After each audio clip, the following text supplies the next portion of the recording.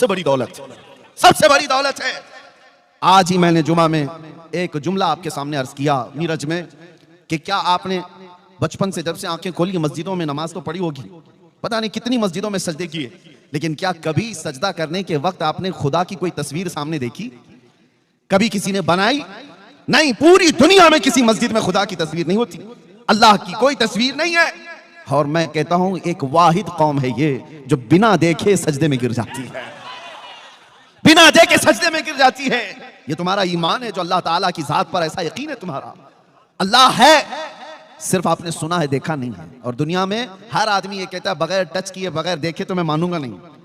सारे लोग, अकल वाले लोग यही कहते हैं किसी भी दूसरी चीज के बारे में, लेकिन जब अल्लाह की बात आए तो ईमान वाला कभी ये नहीं पूछता किसी मौलाना से कि मैं देख करके ईमान लाऊंगा, कभी कोई नहीं कहता मैं टच करके ईमान लाऊंगा, नहीं, उसको बचपन से बताया गया अल्लाह है, उसने कभी ये पूछा ही नहीं कैसा है, कहां है, उसको बता दिया गया अल्लाह है। यही ईमान जो आज तक तुम्हें मजबूत रखा हुआ है, ये ईमान है, ये ईमान इतना मजबूत है मेरे अजीजों।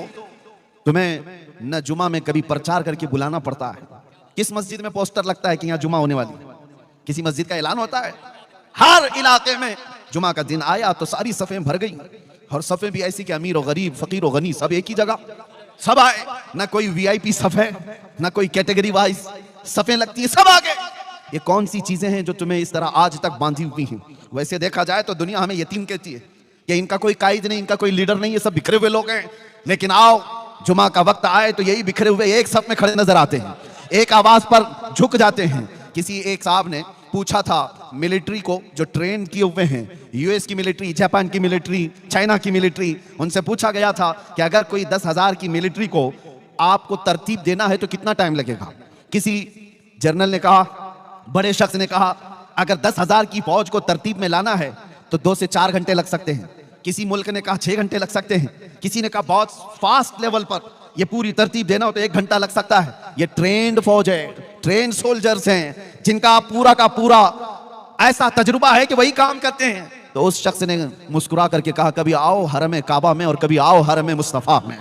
1000 नहीं, 2000 नहीं, 1 लाख से ज्यादा लोग खड़े हैं।